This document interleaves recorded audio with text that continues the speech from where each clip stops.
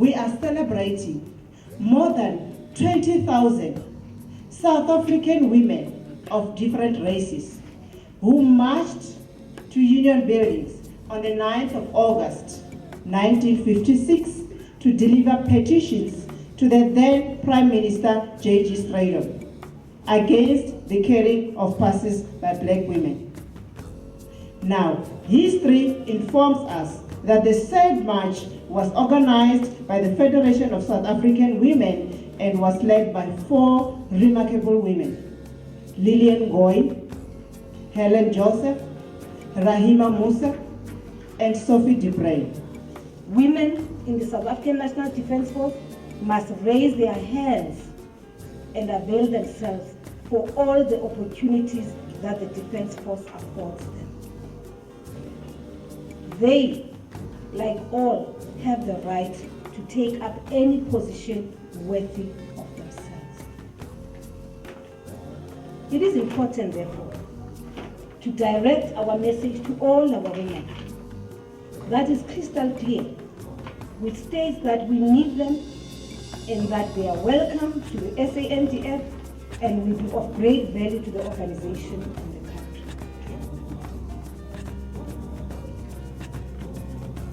I want to repeat that we've reached a stage where we are outgrowing the infancy stage at the South African National Defence Force now.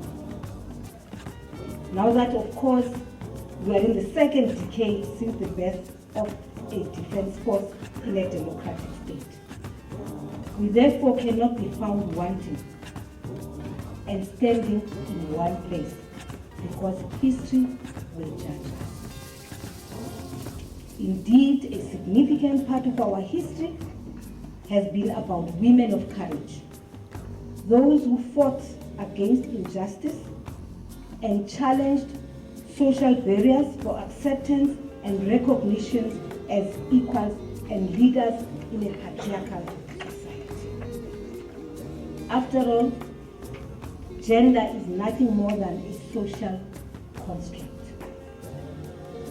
We should regard as our legacy to change the social relations in which we live. Women's participation in all spheres of life is not a zero-sum game which equals to victory for us and loss for men, but as an opportunity to unleash everyone's potential to the maximum. Going forward, our challenge is to chip away some of the patriarchal attitudes so that women can take their rightful place in defense of our democracy. Currently, the indicators in the Defence Force are that women's representation sits at 29.8% out of the goal that we set ourselves for 30% women's representation. So in all, it means we have actually reached that goal. To date, the South African National Defence Force has the greatest and the largest contingent of women in our deployments in the country, in the continent. This has been acknowledged. It has been acknowledged by the UN Department of Peacekeeping Office itself, and it has been acknowledged by various political and security analysts. With this, we have set an example that women are as good as men in the military field. If we were to make comparisons with other government departments about women's representation, you will get a totally different picture. Yes, we have challenges in terms of representation, in terms of rank and all that, in terms of promotion and all that. But we are moving, and I think we are moving in the right direction.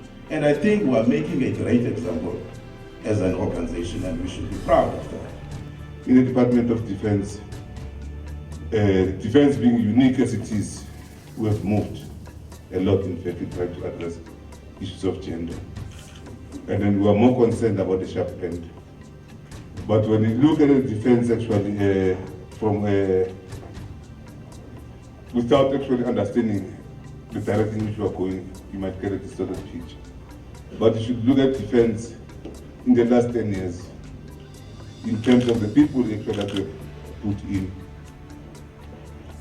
particularly in the sharp end, because you recall that before 1994 there were no women in the sharp end. But there are those actually now who are growing through the ranks, in fact, in the sharp end, who, in my own opinion, I believe, those are future commanders of this defense force. Appeal to all senior women in these positions is to regard it as your responsibility to uplift others as you rise. Lift others as you rise. Don't shut the door behind